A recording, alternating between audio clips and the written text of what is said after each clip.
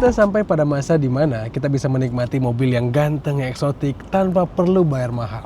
Dan bisa menikmati akselerasi mobil ini dari 0 ke 100 km per jam dalam hitungan 3 detik saja tanpa knalpot bising yang mengganggu warga sekitar. Karena ini adalah senyap yang menyenangkan. Cyberster bisa dibilang sebagai mobil listrik paling ganteng yang saat ini dijual dengan harga yang masih masuk akal.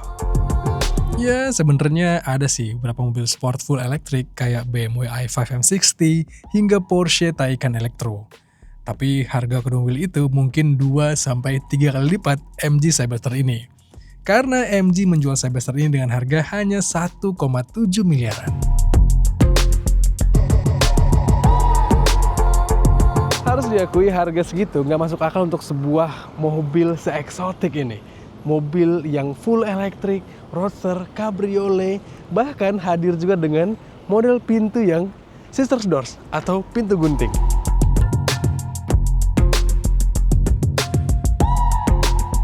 Setiap sisi dari MG Cyberster ini terlihat dirancang dengan sangat serius.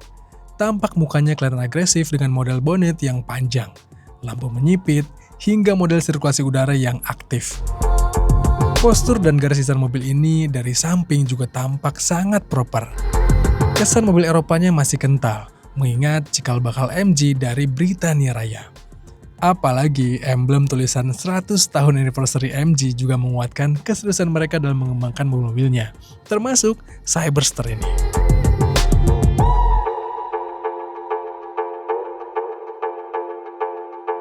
Sementara tampak belakangnya agak kontroversial ini, ternyata menurut saya keren-keren aja deh.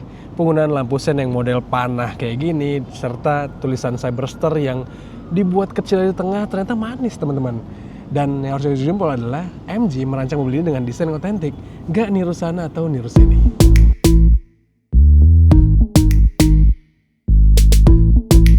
Interior dari MG Cyberster ini juga terasa didesain sangat serius. Penggunaan material yang berkualitas juga jadi penanda mobil ini bermain di kelas premium. Belum lagi, desain tombol transmisinya menguatkan kesan sporty di Cyberster.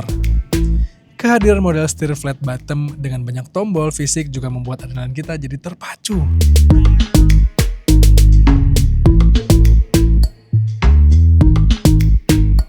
Sebagai sebuah mobil listrik yang image-nya futuristis, MG melengkapi mobil ini dengan banyak layar. Salah satunya ditaruh di konsol tengah di samping transmisinya. Kita bisa mengatur banyak hal dari layar ini yang touchscreen juga. Lalu seperti mobil pada umumnya ada layar speedometer di depan yang bisa menampilkan banyak informasi. Terus ada head unit di sebelah kiri dan ada head unit tambahan di sebelah kanannya. Jadi di depan kita di kokpit ini ada 3 buah layar total. Tapi yang kiri dan kanan ini bisa diatur touchscreen. Wow, kita bisa memainkan banyak hal di layar sini. Tapi sayangnya di layar ini ada sedikit yang mengganjal. Harus diakui, kokpit mobil ini atraktif sekali. Apalagi karena layar di depan ini yang kiri dan kanan bisa dimainkan langsung karena touchscreen. Jadi asik untuk kita atur-atur atau lihat beragam informasi. Cuma sayangnya nih, posisi 3 layar ini ternyata kurang pas. Dilihat dari manapun, layar-layar ini selalu terhalang oleh setir yang besar. Belum lagi, layar ini rasanya butuh RAM lebih gede deh, agar nggak nge-lag. Dan fitur navigasi bawaannya ini tuh masih standar Eropa, jadi nggak bisa dimanfaatin di Indonesia. Ya, tapi kekurangan pada layarnya ini rasanya nggak menjadi deal breaker. Mobil ini tetap istimewa dan tetap canggih, tetap asik buat dipakai. Apalagi mobil ini tuh secara pengendalian dan pengaturan-pengaturannya gampang teman-teman, gampang dipelajarinya. Contohnya kalau kita mau matiin ADAS gitu ya, kita tinggal masuk ke konsol tengah sini, cari menu MG Pilot dan matikan ADAS yang kita mau. Lalu kalau kita misalnya mau mengatur mode berkendara, mau mengatur regenerative braking atau KERS, bisa diatur dari setirnya sini. Dan kalau kita mau mengatur kamera 360, AC, hazard, tombol semua disediakan di sini. Bahkan MG masih kasih kita tuas rem parking elektrik yang ditaruh di konsol sebelah kanan sini. Jadi mobil ini secara penggunaan intuitif banget. Ya, di tengah gempuran mobil-mobil listrik kekinian yang mencoba minimalis, canggih-canggih gitu ya, MG bermain konservatif aja dengan memberikan mobil yang asik digunakan dan gampang dipelajarinya. Menarik ya? Tadi kami sempat singgung mobil ini punya ADAS. Yes, Cyberster ini dilengkapi dengan MG Pilot, di mana mobil ini bisa dikendarai dengan adaptive cruise control, lane keeping assist, dan masih banyak lagi. Bahkan ada fitur one pedal drive juga kalau kita lagi males injak rem. Di sisi lain, MG juga membekali mobil ini dengan perangkat audio dari Bose yang terkenal kualitasnya top. Apalagi Cyberster ini juga bisa mengeluarkan suara artifisial yang unik. Jadi kalau kangen sama raungan knalpot, mobil ini bisa kasih ilusinya. Walaupun ya nggak sekeren suara artifisial banyak mobil premium lain.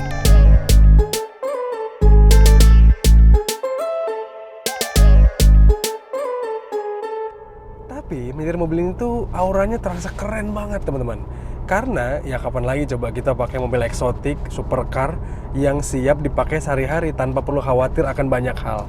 Kita nggak perlu khawatir akan panas mesin berlebihan atau overheat, yang biasanya itu menjadi khawatiran teman-teman yang pada pakai supercar atau sports car gitu ya. Karena mobil ini nggak punya mesin, nggak punya internal combustion engine, hanya ada motor listrik dan baterai yang praktis. Temperaturnya itu masih cukup bersahabat lah kalau dipakai sehari-hari meskipun kita bejek ke performa yang optimalnya. Selain itu, pakai mobil ini harian tuh nggak perlu khawatir akan boros, akan pengeluaran membengkak, karena ya mobil ini nggak butuh bensin teman-teman sebagai mobil yang full elektrik.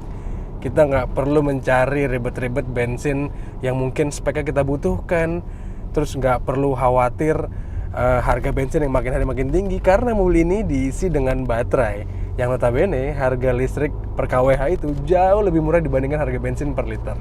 Sehingga wajar aja kalau kita beli mobil ini dan kita mengklaim siap dipakai sehari-hari.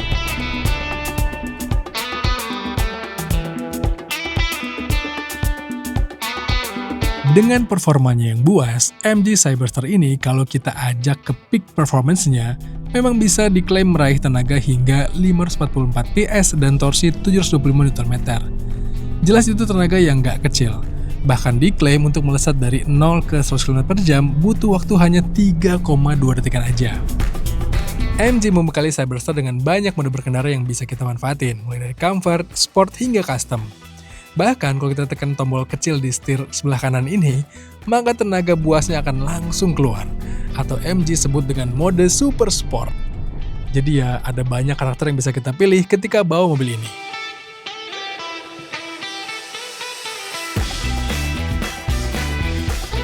Tapi kami seringkali pakai mode yang comfort selama mengetes mobil ini sehari-hari. Karena kalau kita pakai mode yang sport, tuh di toilet kita aja gasnya langsung nyelonong. Apalagi mode yang super sport, wow, galak banget. Kami seringkali pakai mode yang comfort karena rasanya lebih balance gitu. Dengan mobil ini yang di-set secara handling itu tuh nggak terlalu sporty, nggak terlalu rigid. Mobil ini mencoba balance main di tengah, sehingga mode comfort menurut kami rasanya yang paling pas untuk dipakai sehari-hari.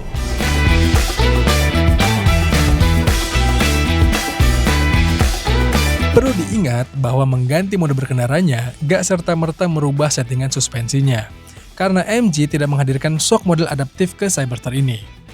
Dan ya kayak yang tadi kami bilang, mobil ini dirancang tidak terlalu kaku atau rigid. Jadinya untuk memacu mobil ini juga kita harus pintar-pintar menjaga handlingnya.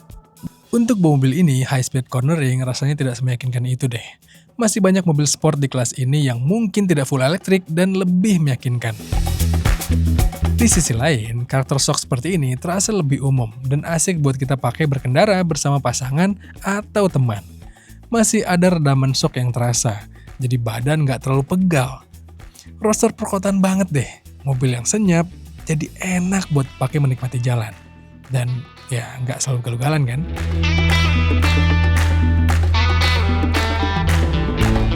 Toh dengan kita menyetir lebih kalem, mobil ini tetap asik teman-teman. Gak ada feel yang jerky gitu, dan mobil ini bisa adaptif aja menyesuaikan karakter yang kita mau. Apalagi kalau kita main di kalem gitu ya, kita bisa mendapatkan efisiensi baterai yang lebih baik. Bicara soal efisiensi, mobil ini tuh diklaim kalau diisi penuh baterainya bisa dibawa sampai 500 km lebih teman-teman. Meskipun ya itu kadang-kadang klaim CLTC yang suka nggak pas dengan kita tes di jalanan Indonesia. Apalagi kalau kita pakai AC yang cukup tinggi gitu fan-nya, dan kalau kita gaya berkendaranya itu nggak ekonomis banget gitu ya. Kadang-kadang ya bisa berkurang 10-15% lah dari klaimnya. Tapi jarak segitu masih cukup teman-teman, apalagi untuk sebuah mobil sport yang eksotik kayak gini. Bisa dibawa ratusan kilometer sih menurut saya jauh lebih dari cukup bahkan.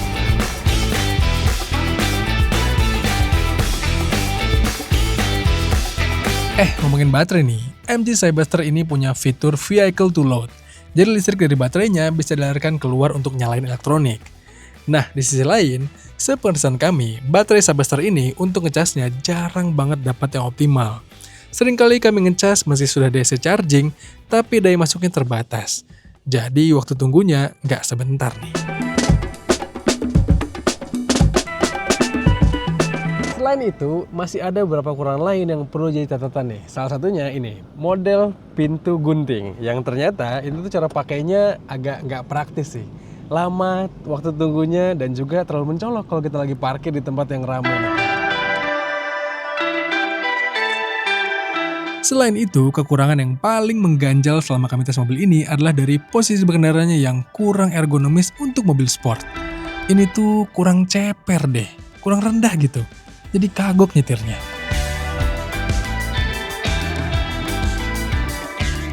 Tapi ya mobil ini juga hadir dengan beberapa hal detail yang menarik. Kayak sebagai mobil roadster, mobil ini ternyata akomodatif teman-teman. Bagasinya lega dan di belakang sini ada tempat penyimpanan yang dikasih jaring pengaman. Selain itu, mobil ini juga untuk buka tutup atapnya ternyata cepat teman-teman.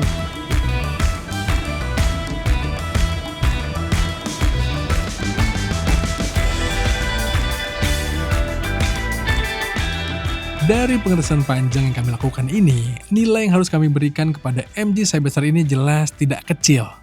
Ini mobil hadir dengan nilai yang impresif karena desainnya, fiturnya yang juga lengkap, hingga performa yang bisa berkompromi.